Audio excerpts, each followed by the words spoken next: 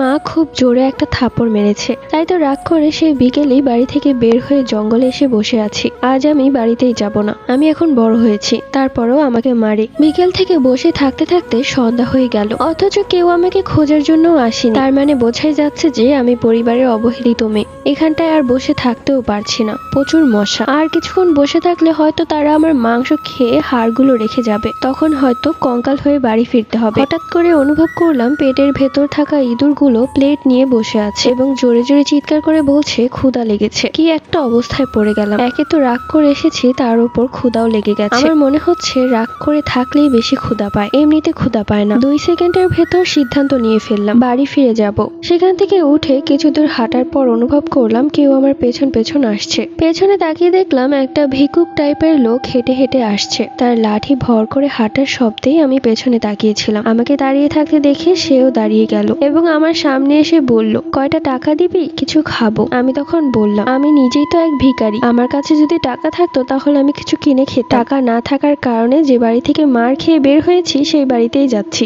এরপর আমি তাকে বললাম, অযথা পেছন থেকে বারবার ডেকে আমার ক্ষুধা বাড়াবেন না, এমনিতেও ক্ষুধায় আমার পেট জ্বলছে। এরপর আমি জোরে জোরে হাঁটতে লাগলাম। পেছন থেকে সে এবার আমার নাম ধরে বলল, মেহেনুর। আমি সাথে সাথে চমকে পেছনে তাকালাম, দেখলাম সেখানে আর কেউ নেই। মুহূর্তের মাঝে আমার গায়ের লোম দাঁড়িয়ে গেল। সেই বৃদ্ধ ভিক্ষুক লোকটা কোথায় গেল, আর কেই বা আমার নাম ধরে ডাক দিল। এমনিতে ছোট থেকে ভয় ডর নেই বললেই চলে, কিন্তু তারপরও এই খুটখুটে অন্ধকারের মধ্যে জঙ্গলে আমি একা, তাই আমার অনেকটাই ভয় করছে। কিন্তু দাদির মুখে শুনেছিলাম ভূতদের যদি ভয় পাই তাহলে তারা মাথায় উঠে বসে, তাই ভয় না পেয়ে সাহস দেখাতে হবে। আমি এক পর্যায়ে সাহস দেখিয়ে বললাম, কে রে, কোন শালা আমার নাম ধরে ডাকছে? হাতের কাছে যদি পাই না তাহলে পিটিয়ে হত্যা করে ফেলবো। মুহূর্তের মাঝে সাদা জুব্বা পরিহিতা লম্বা একটা ছেলে আমার সামনে হাজির হলো। তার চোখে মুখে যেন নূর চমকাচ্ছে। তাকে দেখে আমি প্রচন্ড ভয় পেয়ে যাই এবং উল্টো ঘুরে সেই জঙ্গলের দিকে দৌড়াতে শুরু করি। দৌড়াতে দৌড়াতে বারবার মনে হচ্ছে সে ছেলেটাও আমার সাথে সাথে দৌড়াচ্ছে।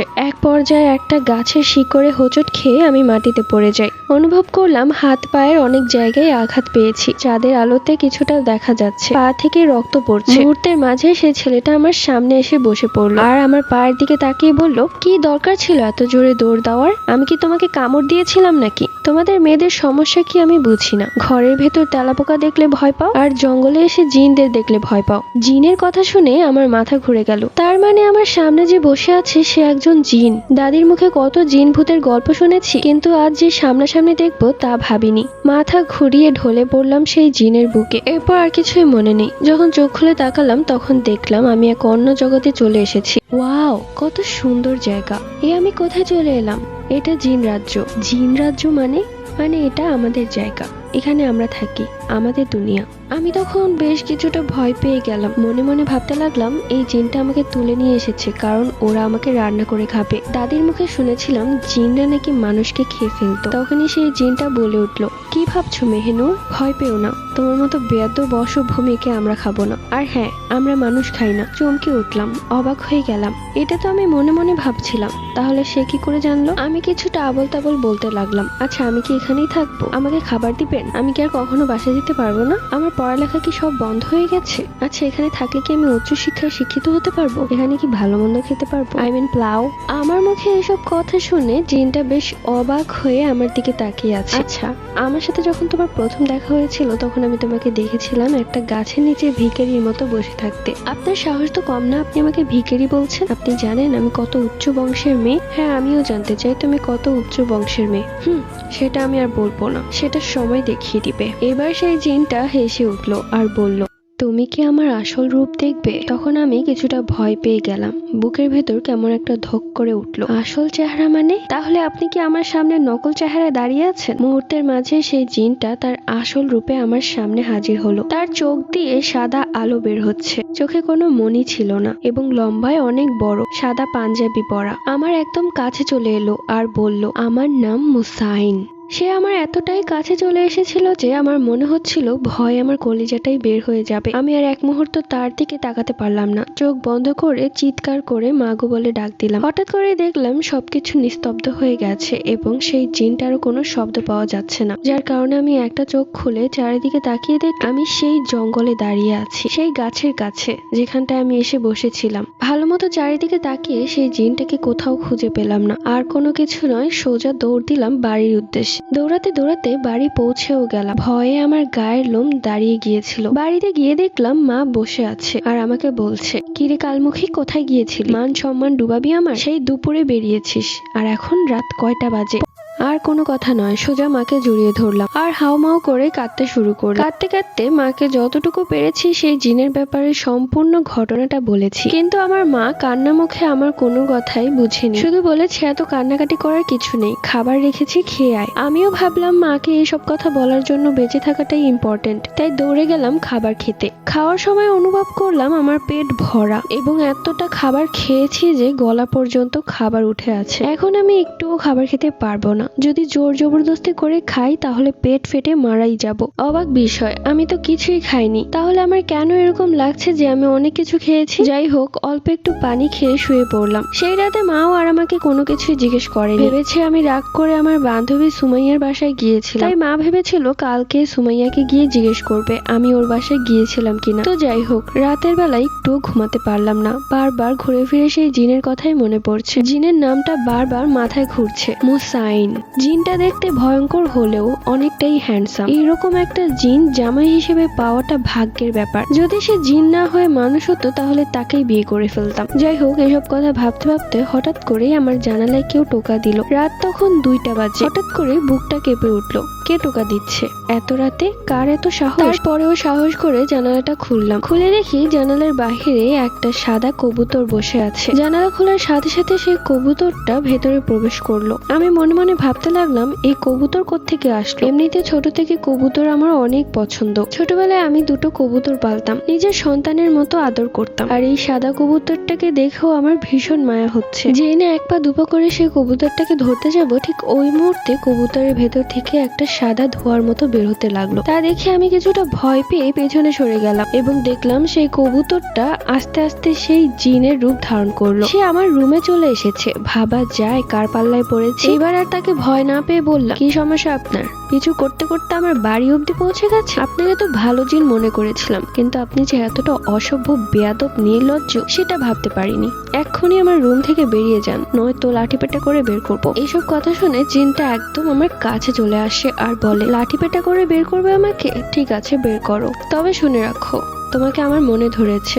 যদি যেতেই হয় তাহলে আমি তোমাকে নিয়ে যাব। তখন আমার এত পরিমাণ লজ্জা লাগছিল যে আমি আর কিছুই বললাম না। ভ্যা ভ্যা করে কান্না শুরু করে দিলাম। আমি আবার ছোটবেলা থেকে লজ্জা পেলে কান্না করে দিই। আমার কান্না দেখে সেই জিনটা ভ্যাবা জায়গা খেয়ে গেল আর বলল, আরে কি হয়েছে? তুমি এভাবে কান্না করছো কেন? আমি কি তোমাকে বকেছি? ওই রুম থেকে আমার কান্নার শব্দে মা এই রুমের দিকেই আসছে। ঠিক তখনই সেই জিনটা গায়েব হয়ে যায় আর মা আমাকে বলে, কি হয়েছে, কান্না করছিস কেন? আমি তখন মাকে বললাম যে একটা খারাপ স্বপ্ন দেখেছি, তাই কান্না করছি। এরপর মা চলে যায়। আমি আবারও ঘুমানোর চেষ্টা করি, কিন্তু ঘুম আসছিল না।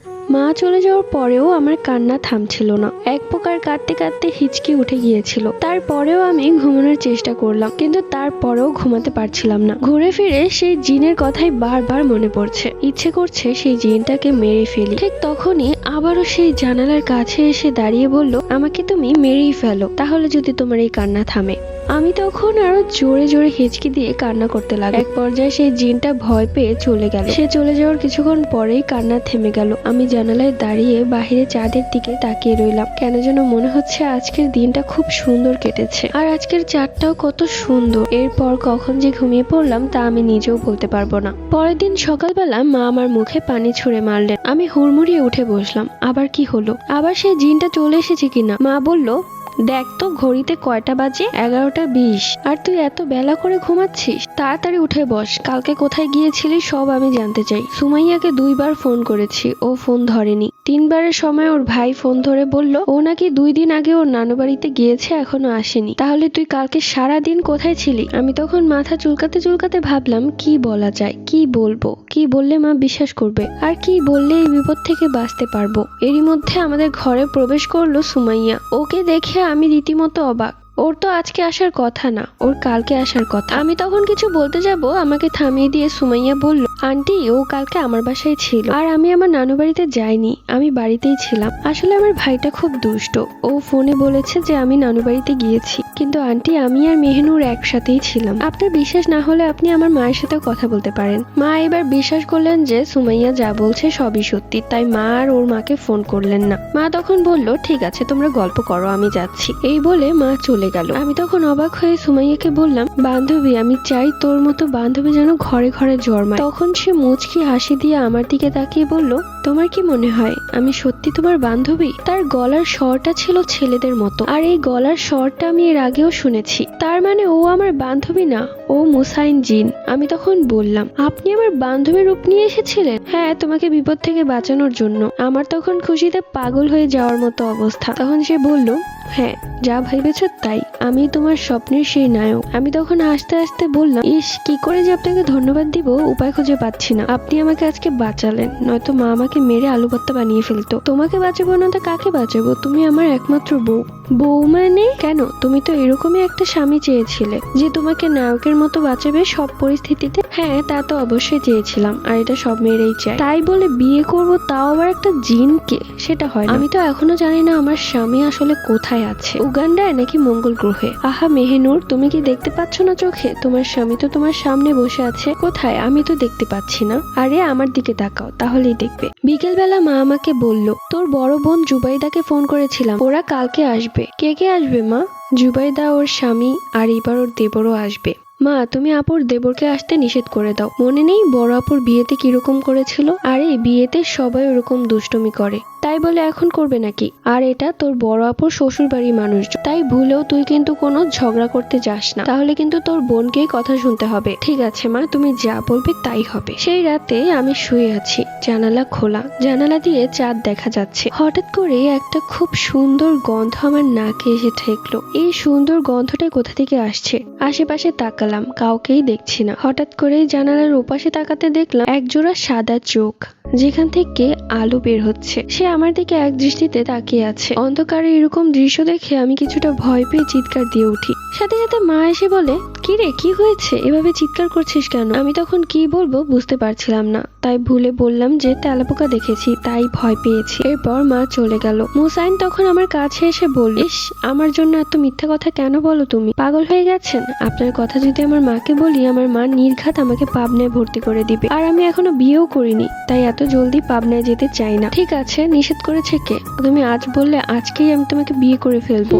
তা বললেই হলো? আপনি একজন জিন আর আমি মানুষ, আপনার সাথে বিয়ে কিভাবে হবে? কেন তুমি জানো না সবকিছুই সম্ভব? কিরে মেহেনুর, কার সাথে কথা বলছিস এত রাতে? এই রে, মা মনে হয় জেনে গেছে। আপনি এখন চলে যান, আর আসবেন না। আমি আপনাকে ডাকলে আসবেন, নয়তো মা আমাকে দেখে ফেললে মেরেই ফেলবে। পরের দিন সকালবেলা আমাদের বাড়িতে হাজির হলো আমার বোন জুবাইদা, দুলা ভাই এবং তার ছোট ভাই। আমি দুলা ভাইকে সালাম দিলাম, সাথে সাথে দুলা ভাইয়ের ছোট ভাইও আমাকে সালাম দিল। আমি সালাম নিলাম এবং আমিও তাকে সালাম দিলাম, সেও সালাম নিল। এরপর তারা বাড়িতে গেল, খাবার দাবার হলো। খাবার সময় আমি দুলাভাইকে হাত ধুইয়ে দিব এবং তার থেকে টাকা নিব। দুলাভাইয়ের হাত ধোয়া শেষ হলে আমি যখন চলে যাব, ঠিক তখনই দুলাভাইয়ের ছোট ভাই রাইহান আমাকে বলল, আরে আপনি আমার হাত ধোয়াবেন না? আমি তখন সাফ মানা করে দিলাম আর বললাম, এটা শুধু আমার দুলাভাইয়ের জন্যই। এরপর বেচারা রাইহানের হাত আমার বড় আপু ধুয়ে দিল এবং বলল, ইস আমার দেবর কি ফেলনা নাকি, ওর হাত ধুয়ে দেওয়ার জন্য ওর ভাবি আছে। তো যাই হোক, সন্ধ্যার দিকে মা আমাকে বলল চাপকল থেকে পানি নিয়ে আসতে। আমিও পানি নিতে চলে গেলাম। ঠিক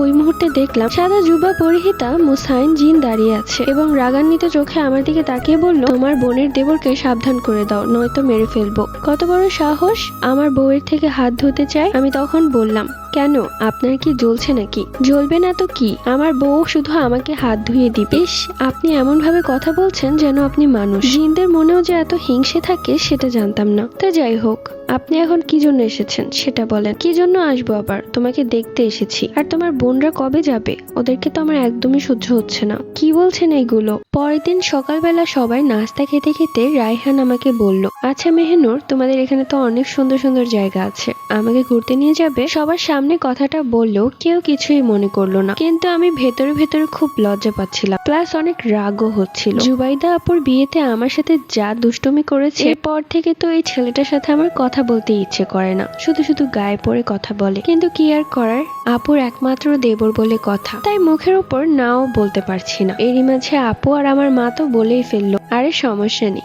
জুবাইদা এমনিতেও সারা গা ড্যাং ড্যাং করে ঘুরে বেড়ায়, তাই এমন কোনো জায়গা বাদ নিয়ে যে ও চিনে না, ও তোমাদের ঘুরতে নিয়ে যাবে। এই কথা শুনে তো আমার আরো বেশি রাগ হচ্ছে মায়ের উপর। তো যাই হোক, আড়ালে আমি মাকে বারবার বলতে লাগলাম, মা তুমি এটা কেন বললে? আর ওই ছেলেটাকে আমার একদমই ভালো লাগে না। ও কবে যাবে? আপু আর দুলাভাই থাকুক, ওকে চলে যেতে বলো। একটা থাপ্পড় খাবে। কি উল্টোপাল্টা কথা বলছিস? ও তোকে কি করেছে? বললাম তো, বিয়ে তো এরকম দুষ্টমি সবাই করে, তুই করিসনি? তাহলে কেন আগের কথা ধরে বসে আছি? বিকেল বেলা আমি খুব সুন্দর একটা কালো রঙের 3 পিস পরেছি। এই 3 পিসটা আপু আমাকে জন্মদিনে উপহার দিয়েছিল, সেই একবার পরেছিলাম, আর পরাই হয়নি। মা আলমারি থেকে বের করে বলল এই 3 পিসটাই পরতে। আমি ঠিক করলাম একা একাই সুমাইয়ার বাড়িতে চলে যাব, কেননা এই ছেলের সাথে কথাই বলতে ইচ্ছে করে না, আর ঘুরতে যাওয়া সে তো অনেক বড় ব্যাপার। এক পা দুপা করে সামনের দিকে এগুচ্ছে। রাস্তায় বেরিয়ে দেখলাম রায়হান চোখে একটা সানগ্লাস পরে একদম নায়কের মতো দাঁড়িয়ে আছে। দেখে মনে হচ্ছে আমার জন্যই অপেক্ষা করছিল। কি একটা অবস্থার মধ্যে পড়লাম। এই ছেলেটা আমার পিছনেই পড়ে গেছে। তার সামনে গেলাম এবং বললাম, কি সমস্যা আপনার? এখানে দাঁড়িয়ে আছেন কেন? আমি তো আপনাকে কোথাও ঘুরতে নিয়ে যেতে পারবো না। আপনার নিজের পা আছে, সেই পা দিয়ে একা একাই ঘুরুন। ছি মেহনুর, এভাবে কথা বলতে হয় না। তোমার বড় আপুর সাথে তোমার কোনো মিল নেই। তোমার বড় আপু জুবাইদা ভাবির সাথে আমি অনেক ফ্রি, আমি সব কথাই শেয়ার করি, কিন্তু ভেবেছিলাম তুমিও তার মতোই, কিন্তু একদমই আলাদা। খবরদার আমাকে আপুর সাথে তুলনা করবেন না। আমার আপু অনেক সহজ সরল, তাই যে কেউ তাকে বোকা বানাতে পারে, কিন্তু আমি মোটেও সহজ সরল নই। আর বেশি পাকনামো করলে আমার কাছে একটা জিন আছে, সেই জিন দিয়ে এমন পিটুনি খাওয়াবো মা বাপ বলেই গ্রাম থেকে বেরিয়ে যাবেন। ও সিরিয়াসলি? তুমি আমাকে হাসালে মেহেরু। তা কোথায় আছে তোমার সেই জিন? ডাকো তো, আমিও দেখতে চাই। দেখবেন? ঠিক আছে, চোখ বন্ধ করে। রায়হানও সাথে সাথে চোখ বন্ধ করলো এবং আচমকা এত জোরে একটা থাপ্পড় খেলো গালে, সাথে সাথে সে মাটিতে পড়ে গেল। চোখটা একদম অন্ধকার হয়ে গেছে। যখন হুঁশ ফিরলো তখন আশেপাশে তাকাচ্ছে এবং গালে হাত দিয়ে আমার দিকেই তাকিয়ে আছে। আমি তখন তার থেকে 10 হাত দূরে দাঁড়িয়ে। জুবাইদা, তো তুমি আমাকে থাপ্পড় মেরেছো? ছি ছি, কি বলেন? আমি আপনাকে থাপ্পড় মারতে পারি? আর দেখেন আমি আপনার থেকে কত দূরে দাঁড়িয়ে আছি। আর আমার নাম জুবাইদা না, আমার নাম মেহনুর। জুবাইদা তো আমার বোনের নাম, মানে আপনার ভাবির নাম। দেখলেন তো আমার কাছে যে জিন আছে সেটা সত্যিই বলেছি। তা কেমন লাগলো থাপ্পড়টা? খুব জ্বলছে গালটা তাই? মেহনুর, তুমি আমার গালে থাপ্পড় মেরেছো? এত বড় সাহস তোমার? আমি তোমার বোনের শ্বশুর বাড়ির আত্মীয়, আর আত্মীয়র সাথে এরকম মজা করে কেউ? এক্ষুনি আমাকে সরি বলো, নয়তো ভাইয়াকে এই বিষয়টা জানাতে বাধ্য হব। সরি? কিসের জন্য? আমি তো আপনাকে থাপ্পড় মারিনি, আপনাকে তো জিন থাপ্পড় মেরেছে। মেহনুর, এরকম ফাজলামো আমার একদমই পছন্দ না। জিন ভূত বলতে কিছু হয় না, থাপ্পড়টা তুমি আমাকে মেরেছো। আর এই থাপ্পড়টা মেরে প্রতিশোধ নিতে চেয়েছিলে তাই না? বিয়েতে বেশি ফাজলামো করেছিলাম তাই তো? এ বাড়িতে আসার পর থেকেই দেখছি তুমি আমাকে দেখে কেমন যেন করছো। সমস্যা নেই, আমি এক্ষুনি চলে যাচ্ছি, কিন্তু তুমি যে আমাকে থাপ্পড়টা মারলে এটার প্রতিশোধ আমি নিব, যেভাবেই হোক, শুধু সময়ের অপেক্ষা। আরে রায়হান, আপনি কি সব উল্টোপাল্টা কথা বলছেন? খবরদার এগুলো কথা দুলাভাইকে বলবেন না, তাহলে আমার বোনের সংসারটা নষ্ট হবে, আর আমি এটা চাই না। তুমি কি চাও সেটা আমার দেখার দরকার নেই, কিন্তু তুমি আমার গালে থাপ্পড় মেরে খুব বড় অন্যায় করে ফেলেছো, আর তার জন্য তুমি আমাকে সরিও বলনি। এই কথা তো আমি আম্মু আব্বু আর ভাইয়াকে বলবোই। এরপর যদি তোমার বোনের সংসারে ঝামেলা হয় তার জন্য শুধু তুমিই দায়ী থাকবে। এরপর সে উল্টো ঘুরে হাঁটা ধরলো। আমি দৌড়ে গিয়ে তার হাত ধরলাম। না না, এগুলো করবেন না। দেখেন আমার বাবার ওরকম অবস্থা নেই, আর আপুর যদি সংসার ভেঙে যায় আমার বাবা মা তো মরেই যাবে, আর আমিও চাই না আপু আর দুলাভাইয়ের সংসার ভেঙে যাক। এই যে কান ধরছি, আর কোনো রকম ফাইজলামো করব না, আমাকে মাফ করে দিন। এখন আর কোনো মাফ হবে না। তোমাকে আমি একটা সময় দিয়েছিলাম, সেই সময়ের মধ্যে সরি বলতে বলেছিলাম, কিন্তু তুমি সরি বলনি। এখন যা হওয়ার তোমার বোনের সংসারেই হবে, আমার কিছু করার নেই। এইবার আমিও প্রচন্ড রেগে গেলাম। সে আমাকে একটু পর পর ব্ল্যাকমেল করছে। আপনার সাথে আমার ঝগড়া হয়েছে, আপনাকে আমি থাপ্পড় মেরেছি, আপনি আমার গালে থাপ্পড় মেরে দিন, শোধ।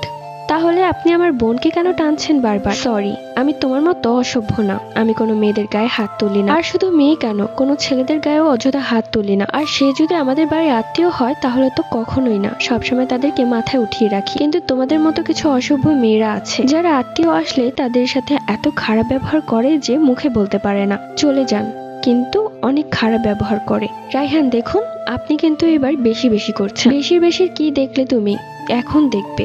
আমাকে আগে বাড়ি যেতে দাও। আমি আর তাকে আটকালাম না, ধৈর্যের একটা সীমা থাকে। বারবার বললাম থাপ্পড়টা আমি মারিনি, জিন মেরেছে, তারপরও বিশ্বাস করলো না। এখন আমার নামে উল্টোপাল্টা বানিয়ে কি বলবে বলুক, কি আমার কিছু যায় আসে না।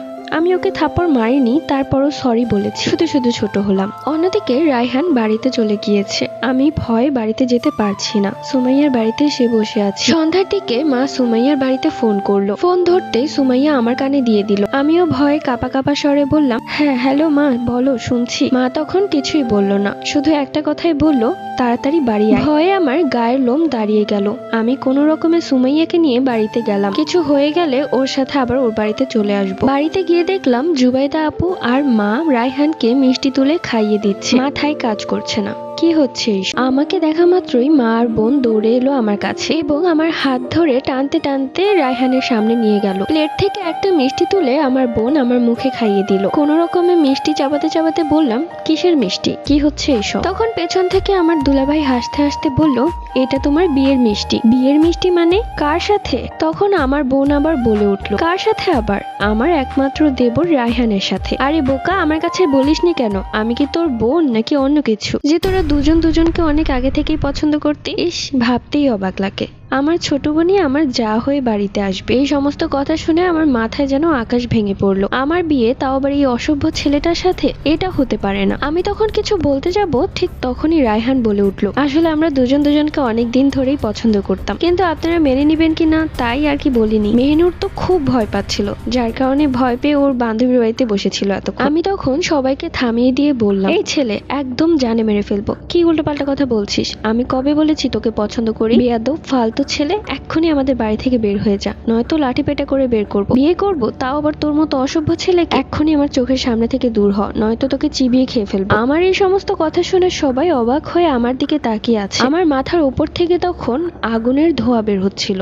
আমার মা তখন ও আল্লাহ গো বলে এক চিৎকার দিয়ে মাটিতে অজ্ঞান হয়ে পড়ে গেল। আমার এই অবস্থা দেখে রীতিমতো আমার বান্ধবী ভয়ে কাঁপছে। সে পারছে না দৌড়ে তার বাড়িতে যেতে, আবার এটাও পারছে না এই বাড়িতেই থাকতে। কিছুক্ষণ পর আমি শান্ত হয়ে যাই, একদম শান্ত, একটা পাখির বাচ্চার মত। দুলাভাই আর জুবাইদা আপু তখন মাকে অজ্ঞান অবস্থায় কোনো রকমে ঘরে নিয়ে যাচ্ছে। আমি দৌড়ে গেলাম মায়ের কাছে আর বললাম, আপু, মায়ের কি হয়েছে? আপু তখন আমার দিকে রাগান্বিত চোখে তাকিয়ে বলল, চুপ, আর একটা কথাও বলবি না, এক্ষুনি বাড়ি থেকে বের হয়ে যা। আমি ভেবে পাচ্ছিলাম না আমার সাথে কেন এরকম করা হচ্ছে, কিন্তু সত্যি বলতে আপুর এই কথায় আমি অনেক বেশি কষ্ট পেয়েছিলাম। রায়হানের দিকে তাকিয়ে দেখলাম সে এক শয়তানি হাসি দিয়ে আছে। আমি তখন কাঁদতে কাঁদতে বাড়ি থেকে বের হয়ে যাই। সুমাইয়ার কাছে এসে ওর হাত ধরতে ও আমার হাত সরিয়ে দেয়। সুমাইয়া, তুইও আমার সাথে এরকম করছিস? সবাই আমার সাথে এরকমটা কেন করছে? আমি কিছুই বুঝতে পারছি না। এই বলে আর কারোর সাথে কথা না বলে আমি সেখান থেকে দৌড়ে আবারও সেই জঙ্গলে চলে যাই, যে জঙ্গলে আমার মুসাইন জিনের সাথে দেখা হয়েছিল প্রথমবার। জঙ্গলে গিয়ে সেই গাছের নিচে বসে কাঁদতে থাকি। কিছুক্ষণ বাদে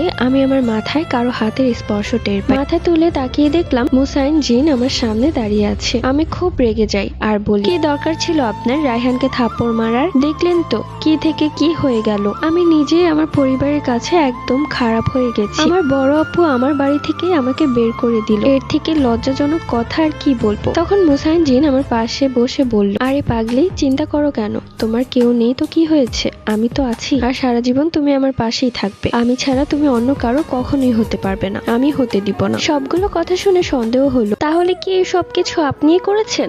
আমি আবার কি করলাম? হয়েছে, আর নাটক করতে হবে না। যা বুঝার আমি বুঝে গিয়েছি। আপনাকে কি বলে যে ধন্যবাদ দেব বুঝতে পারছি না। ধন্যবাদ কেন দিতে হবে? আপনি জানেন না সে ছেলেটা আমাকে নিয়ে কি সব উল্টো পাল্টা কথা বলেছে আমি নাকি সে ছেলেটাকে পছন্দ করি, বিয়ে করতে চাই, অথচ সেই ছেলেটাকে দেখলে আমার মারতে ইচ্ছে করে। আপনি যখন ছেলেটাকে থাপ্পড় মেরেছিলেন তখন আমার কি যে মজা লেগেছিল বলে বোঝাতে পারবো না। আপনার উচিত ছিল আরো কয়েকটা দেওয়ার। তা তুমি কি বলো, আমি কি ওকে আরো কয়েকটা দিয়ে আসবো?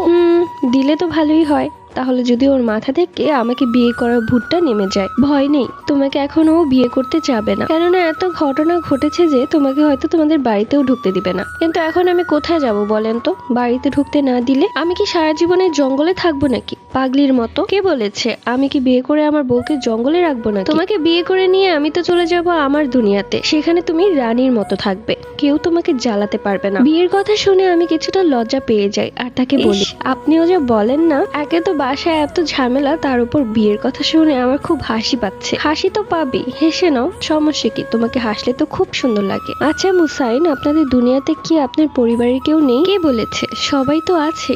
আমার মা বাবা আছে, দাদি আছে। আমার দাদা 100 বছর আগে মারা গেছে। আর জানো, আমার একটা বোনও আছে, সে একটা পরী। সত্যি? জিনদের বোনরা বুঝি পরী হয়? হ্যাঁ, তুমি জানো না? না, জানতাম না, আপনার থেকে শুনলাম। সামনের অমাবস্যার রাতে আমার বোনের বিয়ে হবে, ওরও ভালোবাসার বিয়ে। ও একটা জিনকে ভালোবেসেছে, তাই আমার পরিবারও রাজি হয়ে গেছে, কেননা সেই জিনটা উচ্চ বংশের জিন। আমার বোনের বিয়ে হওয়ার সাথে সাথে আমি তোমাকে বিয়ে করে ফেলবো। এরপর থেকে তুমি আমার দুনিয়াতে আমার সাথেই থাকবে। আর হ্যাঁ, আমার বোনের বিয়েতে কিন্তু অনেক মজা করব আমরা। কথা বলতে বলতে হঠাৎই আমি আমার ঘাড়ে কারো হাতের স্পর্শ টের পেলাম। পেছন ঘুরে তাকিয়ে দেখলাম রায়হান দাঁড়িয়ে আছে এবং সামনে তাকিয়ে দেখলাম মুসাইন জিন সেখানে আর নেই। রায়হানের আমার ঘাড়ে হাত রাখাতে আমি বেশ চমকে উঠলাম এবং খুব রেগে গেলাম। কি সমস্যা আপনার? আপনি এখানে কেন এসেছেন? আর আপনার সাহস কি করে হলো আমাকে স্পর্শ করার? উফ মেহেনুর, তোমাকে রাগলে যে কতটা সুন্দর লাগে বলে বোঝাতে পারবো না। কিছুক্ষণ আগে কত বড় বড় কথা বলেছিলে, আর আজকে তোমার ঠিকানা দেখো, তোমাকেই তোমার বাড়ি থেকে বের করে দেওয়া হয়েছে। এটা তো মাত্র আমার প্রতিশোধের খেলা শুরু। আস্তে আস্তে দেখো তোমার সাথে কি হয়। আমাকে চর মেরেছিলে তাই না? রায়হানকে চর মারার ফল তুমি হাড়ে হাড়ে টের পাবে। কিন্তু এখন আমার সাথে বাড়িতে চলো, কেননা কিছুদিনের মধ্যেই তোমার আমার বিয়ে হবে। তাই আমি আমার হবু বউকে এই জঙ্গলে ফেলে রেখে যেতে পারবো না। এই, তোর মাথায় কি সমস্যা আছে? আমাকে নিয়ে কোনো কিছুই ভাববি না। এখনই আমার চোখের সামনে থেকে দূর হ। আমি ওই বাড়িতে আর যাব না। বাড়িতে যাবে না তাহলে কি এখানেই পচে মরবে নাকি? হ্যাঁ, পচে মরবো, তাতে তোর কি রে? তুই আমাদের বাড়ি থেকে বের হয়ে তোদের বাড়িতে চলে যা, আর কখনো আমাদের বাড়িতে আসবি না। তুই আমাদের বাড়ি থেকে বের হলেই আমি আসবো। তা তো হচ্ছে না। আমি যদি বাড়ি থেকে বেরই হই তাহলে তোমাকে নিয়েই বের হব। এরপর রায়হান আমার হাত ধরে টানতে টানতে বাড়িতে নিয়ে গেল। আমি অবশ্য বারবার বলছিলাম আমার হাত ছাড়ুন, এ কি অসভ্যতা, কিন্তু রায়হান শুনলো না। হাত ধরে টানতে টানতে বাড়ির গেটের সামনে নিয়ে যেতেই দেখলাম মা, জুবাইদা আপু আর দুলাভাই দাঁড়িয়ে আছে। তাদের সামনে যেতে জুবাইদা আপু আমাকে জড়িয়ে ধরে কাঁদতে শুরু করল। মেহেনুর, বোন আমার, কোথায় ছিলি তুই? তুই জানিস না তুই আমার একমাত্র বোন, তোর খারাপ কখনোই চাই না আমি। রায়হান আমার একমাত্র দেবর, ওর সাথে বিয়ে হলে তুই খুব সুখে থাকবি, তাই আমরা ঠিক করেছি ওর সাথে তোকে বিয়ে দিব। তখন আমি আপুকে বললাম, আপু আমি এই বিয়েতে রাজি না, ওকে আমি পছন্দ করি না, আর যে মানুষটাকে পছন্দ করি না তার সাথে কি করে সংসার করব, একসাথে থাকবো। তখন আপু বলল, দেখ প্রথম প্রথম এমনটাই হয়, তারপর আস্তে আস্তে সব ঠিক হয়ে যাবে। ঠিক আছে, তোমরা যেহেতু এত জোর করছো তাহলে তোমরা শুনে রাখো, আমি অন্য কাউকে ভালোবাসি। সবাই অবাক হয়ে আমার দিকে তাকিয়ে রইল। কি? কাকে ভালোবাসি? মা তখন অবাক হয়ে আমার দিকে তাকিয়ে বললেন, কি বলছিস এসব? তোর মাথা ঠিক আছে তো? তোকে আমি সবসময় চোখে চোখে রেখেছি, কখনো তো কোনো ছেলের সাথে কথা বলতে দেখিনি। আমি তখন কিছুটা হেসে বললাম, কি করে দেখবে, সে তো আর মানুষ না, সে একজন জিন। সবাই অবাক আমার মুখের দিকে তাকিয়ে আছে। কি বলছে মেয়েটা, পাগল হয়ে গেল নাকি? রায়হান তখন বলল, আরে আপনারা কেউ বিশ্বাস করবেন না, মেহেনুর মজা করছে। ও এই মজাটা আমার সাথেও করেছিল, জিনের কথা বলে আমার গালে থাপ্পড় মেরেছিল, আর পরে বলেছে জিন মেরেছে, কিন্তু আমি জানি থাপ্পড়টা ওই আমাকে মেরেছিল। আমার মা তখন আমার কান টেনে বলল, বুঝতে পেরেছি, বিয়ে না করার ঢং। তুই আর যাই করিস না কেন, বিয়ে কিন্তু তোর রায়হানের সাথেই হবে। আর আমি কিন্তু জুবাইদার শ্বশুর শাশুড়ির সাথেও কথা বলে ফেলেছি এই বিষয়, তাই এখন ঘরে যা, কালকেই তোকে দেখতে আসবে। কিন্তু মা, আমি তো একজন জিনকে ভালোবাসি, ওর নাম মুসাইন। তোর এইসব ফালতু কথা আমি একদম শুনবো না, ঘরে যা। এরপর ঘরে চলে আসি। রাতের বেলা খুব কাঁদছি আমি, জানালার পাশে শুয়ে চাঁদের দিকে তাকিয়ে কাঁদছি। একটু পরেই আমার নাকে খুব সুন্দর একটা ঘ্রাণ এলো। আমি তখন বারান্দার জানালার ওপাশে তাকিয়ে দেখলাম মুসাইন জিন দাঁড়িয়ে আছে। আমি তখন তাকে বললাম, আপনি কি করে পারলেন আমাকে সেই শয়তান রায়হানের সাথে রেখে চলে যেতে? এখন দেখেছেনই তো আমার বিয়ে ঠিক হয়ে গেছে, আর আমি ভালো করেই জানি সে ছেলেটা আমাকে বিয়ের পর কখনোই শান্তিতে থাকতে দিবে না। কেননা আপনি ওকে চর মেরেছিলেন আর ও সেটা বুঝেছে আমি মেরেছি, তাই ও সেই চরের প্রতিশোধ নিবেই। আরে তুমি কেন চিন্তা করছো? দরকার হয় তোমাকে মেরে ফেলবো, তারপরও তুমি অন্য কারো হতে পারবে না। কি মেরে ফেলবেন? কিন্তু কেন? আপনি না আমাকে ভালোবাসেন, তাহলে আমাকে কি করে মারবেন? আপনার হাত কাঁপবে না? আসলে আমাদের জিনদের ভালোবাসাটা এরকমই, আমরা আমাদের ভালোবাসার মানুষকে না পেলে মেরে ফেলি। এই সমস্ত কথা শুনে আমার রীতিমতো ভয় লাগতে শুরু করল। তখনই আমার রুমে জুবাইদা আপু এলেন এবং মুসাইন জিন গায়েব হয়ে গেল। কিরে বনু, কি করছিস? কার সাথেই বা কথা বলছিস? আমি তখন আমতা আমতা করে বললাম, কারোর সাথে কথা বলছি না, একা একাই কথা বলছিলাম। এসব কথা বাদ দে, তুই আজকে কিসব জিনের কথা বলছিলি? তুই জানিস জিনরা যে কত খারাপ হয়, মানুষদেরকে মেরে ফেলে, খেয়ে ফেলে। তারা খুব খারাপ হয়, খুব ভয়ঙ্কর। তাদের ফাঁদে একবার পা দিলে কিন্তু মৃত্যু নিশ্চিত। পরের দিন সন্ধ্যায় আমাকে দেখতে আসলো রায়হানের বাবা মা। আমার বোন জুবাইদা আমাকে খুব সুন্দর করে শাড়ি পরিয়ে দিয়েছে। যদিও আমি এই বিয়েতে রাজি না, তারপরেও সবকিছু তাদের কথা মতোই হচ্ছিল। আবার আমি এটাও ভাবতাম যে যাকে আমি ভালোবাসি সে একজন জিন, তার সাথে কি আদৌ আমার বিয়ে হবে? আর তার কথা তো কেউ বিশ্বাসই করে না। রায়হানের বাবা মা আমাকে দেখলো, তারা আমার সামনেই বলতে লাগলো যে যখনই আমাদের বড় ছেলের জন্য আপনাদের বড় মেয়ে জুবাইদাকে দেখতে এসেছিলাম, আপনাদের বড় মেয়ে জুবাইদাকে তো খুবই পছন্দ হয়েছিল, কিন্তু ছোট ছেলে রায়হানের জন্য মেহেনুরকে খুবই পছন্দ হয়েছিল, কিন্তু তখন বলতে পারিনি। কিন্তু এখন দেখুন দুজন দুজনকে বেশ পছন্দ করেছে, ভালোই হলো। এরপর তারা ডেট ফেললো সামনে মাসের 5 তারিখে। আমি কিছুই বুঝতে পারছিলাম না কি করব। ভেতর থেকে আমি যেন ভেঙে চুরে একাকার হয়ে যাচ্ছিলাম। বারবার মুসাইন জিনের সাথে কাটানো মুহূর্তগুলো মনে পড়ছে। মুসাইন জিনকে আমি অনেক ভালোবেসে ফেলেছি, তাকে ছাড়া বাঁচা একদমই সম্ভব না। অপরদিকে সবাই হাসি খুশি আমার এই বিয়ে নিয়ে। প্রত্যেক রাতে মুখ লুকিয়ে কান্না করি, জানালার পাশে দাঁড়িয়ে থাকি মুসাইন জিনের জন্য, কেননা বাড়ির বাহিরে যাওয়া নিষিদ্ধ হয়ে গিয়েছিল আমার জন্য। কিন্তু দিন যায়, মুসাইন জিন আমার কাছে আর আসে না। কেন আসে না সেটাও আমি জানি না, তবে মনে হয় সে আমাকে ভুলে গেছে, তাই তো সে আর আমার কাছে আসে না। আবার এমনটাও মনে হয় আমার কল্পনার জগতে সে একজন প্রেমিক, যাকে শুধু আমিই দেখি আর কেউ দেখে না। আসলেই তো তাই। তাহলে কি এত কিছু যা হলো আমার সাথে সবকিছুই আমার কল্পনা ছিল? বাস্তবে কি এর কোনো চিহ্ন নেই? গায়ে হলুদের আগের দিন আমার দুলা ভাই রাইহান এবং তার বাবা মা তাদের বাড়িতে চলে গেল, কেননা গায়ে হলুদের অনুষ্ঠানটা তাদের বাড়িতে করবে। থেকে গেল আমার বোন জুবাইদা, বিয়ের দিন একসাথে আমাদের সাথেই যাবে।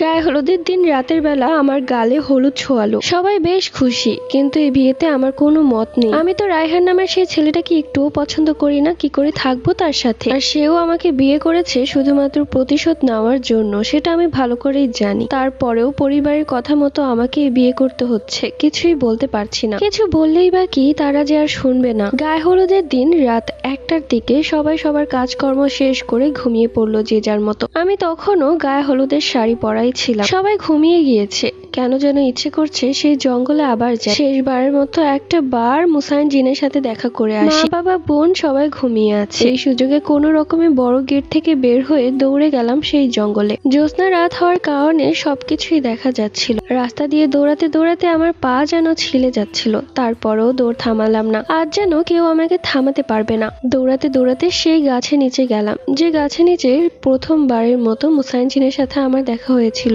গাছের সামনে দাঁড়িয়ে কিছুক্ষণ হাঁপিয়ে জোরে জোরে ডাকতে লাগলাম, মুসাইন, আপনি কি আছেন? আমি জানি আপনি অবশ্যই আছেন এখানে, দয়া করে আমার সামনে আসুন। একটিবার আপনাকে দেখে আমি চলে যাব, আর কখনোই আসবো না। মুহূর্তের মাঝে আমার সামনে হাজির হলো মুসাইন জিন। তার চোখ দুটো বেশ লাল, দেখে মনে হচ্ছে খুব কান্না করেছে। আমি তখন বললাম, আচ্ছা আপনি কি সত্যি আছেন নাকি আমার কল্পনা? মুসাইন, কাল আমার বিয়ে, আপনি কেন আমার কাছে আসেননি এতদিন? সত্যি করে বলেন তো, আপনি কি আমাকে ভালোবাসেন না? আমি কি শুধু একাই ভালোবেসেছি আপনাকে? মুসাইন জিন কিছুই বলছে না, শুধু দাঁড়িয়ে আছে, আমার দিকে তাকিয়ে কাঁদছে। কিছু একটা বলুন, আপনি কি চান? আপনি কি চান আমি অন্য কাউকে বিয়ে করে ফেলি এবং আপনার জীবন থেকে একবারের জন্য চলে যাই? এতটা নিষ্ঠুর হবেন না, কথা বলেন। আমি আপনার একটা কথা শোনার জন্য অনেক দূর থেকে ছুটে এসেছি। কাল আমার বিয়ে, আমি আর বের হতে পারবো না, সবাই ঘুমিয়েছিল, এই সুযোগে বের হয়েছি। এখন আপনি যদি আমাকে ফিরিয়ে দিন তাহলে আমাকে ওকেই বিয়ে করতে হবে, এছাড়া আমার কাছে আর কোনো পথ খোলা নেই। মুসাইন জিন হাঁটু গেড়ে মাটিতে বসে পড়ে আর কাঁদতে থাকে। আমি তো তোমাকে হারাতে চাই না মেহনুর, তোমাকে একটা নজর দেখার জন্য আমি কতটা ছটফট করেছি আমি জানি। শুধু দূর থেকেই তোমাকে দেখতে পেরেছি, তোমার সামনে যেতে পারিনি, কেননা তোমাদের বাড়ির চারপাশে তাবিজ পোতা আছে। তোমাদের বাড়ি বন্ধ করা, আমি সেখানে যেতে পারিনি, চাইলেও আর যেতে পারবো না। তাই তুমি তোমাদের বাড়ির উঠোনে থাকা অবস্থায় দূর থেকে তোমাকে এক নজর দেখেছি। কতটা কষ্ট পেয়েছি আমি বলে বোঝাতে পারবো না। তাবিজের কথা শুনে আমি অবাক হয়ে বললাম, তাবিজ, বাড়ি বন্ধ করা, এইসব কথা কি বলছেন আপনি? হ্যাঁ সত্যি বলছি, এই সব কিছু করেছে তোমার মা। তোমার মা কিছুদিন আগে একটা কবিরাজের কাছে গিয়েছিল এবং সেই কবিরাজের দ্বারা আমার সম্পর্কে সবকিছু জেনেছে, যার কারণে তোমার মা তোমাদের বাড়ি বন্ধ করে রেখেছে, যাতে আমি তোমার কাছে যেতে না পারি। আর একবার তোমার বিয়ে হয়ে গেলে আমি আর কখনোই তোমার কাছে আসতে পারবো না মেহনুর। এইগুলো আপনি কি বলছেন মুসাইন? আমি তো কিছুই বুঝতে পারছি না। মা তাহলে সবকিছু জেনে গেছে? তাহলে আমার সাথে এরকম নাটক করছে কেন? তোমাদের বাড়ির চারপাশে 4টি তাবিজ পোতা আছে এবং তোমার ঘরেও একটি তাবিজ আছে। যত তাড়াতাড়ি সম্ভব সেই তাবিজগুলো খুঁজে বের করো এবং সেই তাবিজগুলো পানিতে ফেলে দাও, তাহলে আমি আর তুমি এক হতে পারবো। এরপর মুসাইন জিন আমাকে বলে দিল কোথায় কোথায় তাবিজ আছে। আমিও সেই মোতাবেক মাটি খুঁড়ে দেখলাম সত্যি তাবিজ আছে। ইস, ভাবতেই অবাক লাগছে, আমার মায়ের কারণে মুসাইন জিন আমার কাছে আসতে পারেনি। 4টি তাবিজ বের করেছি। এইবার আমি আমার ঘরে গিয়ে তাবিজ খুঁজতে লাগলাম। টুকটাক শব্দতে মা জেগে গেল আর আমার রুমে এসে বলল, কি রে, কি করছিস এত রাতে? ঘুমাসনি কেন? তোর হাতে ওগুলো কি? দেখি, দেখা আমাকে। সর্বনাশ, এই তাবিজগুলো তুই কোথায় পেলি? মা, তুমি এটা কি করে করতে পারলে আমার সাথে? তুমি তো কবিরাজের দ্বারা জানতে পেরেছই যে আমি মুসাইন জিনকে কতটা ভালোবাসি আর সে আমাকে। তারপরেও তুমি আমাদের দুজনকে আলাদা করার জন্য এইসব করেছো, ভাবতেই ঘৃণা হচ্ছে। তাহলে শুনে রাখো, আমি রায়হানকে ভালোবাসি না, আমি শুধু ভালোবাসি মুসাইন জিনকে। যদি বিয়ে করতেই হয় আমি তাকেই করব। মেহনুর, তোর মা আমি, তোর জন্য কোনটা ভালো সেটাই তো দেখবো। একটা জিনের সাথে মানুষের কখনোই বিয়ে হতে পারে না। আর কবিরাজ আমাকে বলে দিয়েছে, তুই যদি সেই জিনের ফাঁদে পা দিস তাহলে সেই জিনটা তোকে নিয়ে চলে যাবে আর কখনো তুই আমাদের কাছে আসতে পারবি না। এখন তুই বল, তুই কি চাস? আমি আমার ভালোবাসাকে চাই। জীবনের প্রথমবার আমি কাউকে ভালোবেসেছি, সে জিন হোক, তবু আমি তাকেই চাই। মেহনুর, তুই ওই জিনকে ভুলে যা। মেহনুর, তুই কি পারবি আমাদেরকে ছেড়ে থাকতে? তোকে এত কষ্ট করে বড় করেছি এই দিন দেখার জন্য, একটা জিনের জন্য তুই সবাইকে ছেড়ে চলে যাবি? একটা বারো কি আমাদের কথা ভাবলি না এই কথাটা বলার আগে? দেখো মা, আমি যদি কাউকে ভালোবেসে থাকি সেটা হচ্ছে একমাত্র মুসাইন জিন। তাকে ছাড়া বাঁচা আমার পক্ষে সম্ভব না। তাই আমি ঠিক করেছি যদি বিয়ে করতেই হয় আমি তাকেই বিয়ে করব। দরকার হয় এই দুনিয়া ত্যাগ করতেও আমি দ্বিধাবোধ করব না। ঠিক আছে, তুই যেহেতু এত স্বার্থপর হয়ে গিয়েছি তাহলে শুনে রাখ, আমি তোর ভালোর জন্য এই বাড়ির চারিপাশে তাবিজ পুঁতেছিলাম, এমনকি তোর ঘরেও একটা পুঁতেছি, যাতে করে তুই আমাদের ছেড়ে চলে না যাস। কিন্তু এখন যেহেতু তুই নিজে থেকেই আমাদের ছেড়ে চলে যেতে চাচ্ছিস, তাহলে আমি বলে দিচ্ছি বাকি তাবিজটা কোথায় আছে। বাকি একটা তাবিজ তোর খাটের নিচের কোনায় আছে, নে তাবিজটা তুলে নে। আর কি করবে সেটা তুই ভালো করে জানিস। আমাদেরকে ছেড়ে চলে যাবি তো যা, আর কখনো ফিরে আসিস না। আমিও ভেবে নিব আমার একটা মেয়ে ছিল, জুবাইদা। মেহনুর নামের কোনো মেয়ে নেই আর আমার। মায়ের মুখে এই কথাগুলো শুনে যেন আমার বুকে এক একটা তীর নিক্ষেপ হচ্ছিল। আমি আমার চোখের পানি ধরে রাখতে পারছিলাম না, টপ টপ করে চোখের পানি পড়তে লাগলো। কিন্তু তবুও মা সেটা দেখলো না, বরং সে আমাকে অস্বীকার করার কথা বলেই যাচ্ছে। মায়ের জন্য খুব কষ্ট হচ্ছে জানি, কিন্তু এটাও জানি যে মায়ের কথা শুনে এখানে থেকে গেলে রায়হানের সাথে আমার বিয়ে হবে, যেটা আমি চাই না। আমার জীবনটা জাহান্নাম হয়ে যাবে, আর আমার মা হয়তো চায় আমার জীবনটা জাহান্নাম হয়েই যাক। তাই আমি আর কোনো কথা না শুনে যেখানে তাবিজটা রাখা ছিল সেখান থেকে তাবিজটা তুলে নেই এবং দৌড়ে গিয়ে পুকুরে সেই তাবিজ 5টা ফেলে দেই। সাথে সাথে আমার সামনে হাজির হলো মুসাইন জিন। অবশ্য তাবিজগুলো ফেলার সময় মা আমার পেছন পেছন এসেছিল, আমাকে আটকানোর চেষ্টা করেছিল, কিন্তু আমি শুনিনি। এবার মায়ের সামনেই হাজির হলো মুসাইন জিন। মুসাইন জিনকে দেখে মা অনেক ভয় পেয়ে যায়। আমি তখন মুসাইন জিনের হাত ধরে মায়ের সামনে দাঁড়িয়ে বললাম, মা, এই হচ্ছে মুসাইন জিন, যাকে আমি নিজের জীবন দিয়েও ভালোবাসি। ভালো থেকো মা, আমি আর কখনোই আসবো না। এই বলে মায়ের সামনেই আমি অদৃশ্য হয়ে যাই। যখন চোখ খুলে তাকালাম তখন দেখলাম আমি অন্য দুনিয়ায়। এটা মুসাইন জিনের দুনিয়া। সেখানে সবাই উপস্থিত ছিল, এত সুন্দর করে সাজানো, দেখে মনে হচ্ছে এখানে বিয়ে হবে। মুসাইন জিনের মা বাবা বলে উঠলো, বৌমা, তুমি এসে গেছো, তোমার জন্য কতক্ষণ ধরে অপেক্ষা করছি, তাড়াতাড়ি তৈরি হয়ে নাও, আজই তোমাদের বিয়ে। বিয়ের কথা শুনে মুসাইন জিনের চোখে এক ঝলক তাকাই, আমার মুখে ছিল মিষ্টি হাসি। মুসাইন জিনও আমার দিকে তাকায়, তার মুখেও ছিল মিষ্টি হাসি। এরপর তারপর মুসায়ঞ্জিনের সাথে আমার বিয়ে হয়ে যায়। আমি মুসায়ঞ্জিনের সাথে সারাটা জীবন কাটাতে চাই। তাকে আমি এতটাই ভালোবাসি যে বলে বোঝাতে পারবো না। তাকে ছাড়া বেঁচে থাকা বৃথা, তাই তো তার হাতটাই বেছে নিয়েছি। মুসায়ঞ্জিনের সাথে যেন আমার প্রতিটা পথ চলা। এবং এখানেই মেহিনুর গল্পটি শেষ হয়ে যায়। এটি একটি কাল্পনিক গল্প। মেহিনুর গল্পটাতে তোমরা অনেকেই ভালোবাসা দিয়েছো, তোমাদেরকে অনেক অনেক ধন্যবাদ। এইরকম সুন্দর সুন্দর গল্প শুনতে হলে এক্ষুনি আমাদের চ্যানেলটি সাবস্ক্রাইব করে রাখতে হবে। ভালো থেকো সবাই, আল্লাহ হাফেজ।